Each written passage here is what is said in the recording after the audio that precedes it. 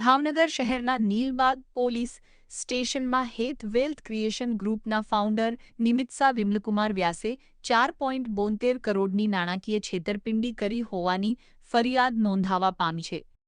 Nilambag police સ્ટેશનમાં ફરિયાદી ચંદ્રકાંતભાઈ જોશી એવા મતલબની ફરિયાદ નોંધાવી હતી કે નિમિત્સા વિમલકુમાર વ્યાસે ઊંચા વળતરની સ્કીમો બતાવી ગૂગલ વેબપેજનો ઉપયોગ કરી રોકાણકારોનો વિશ્વાસ જીત્યો હતો.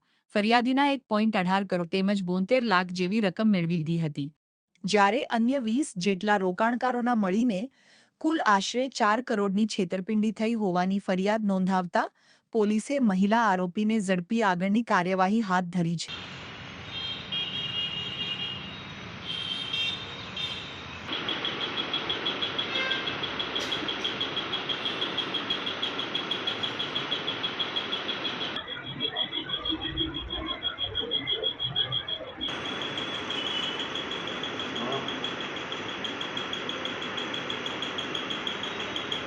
हाँ।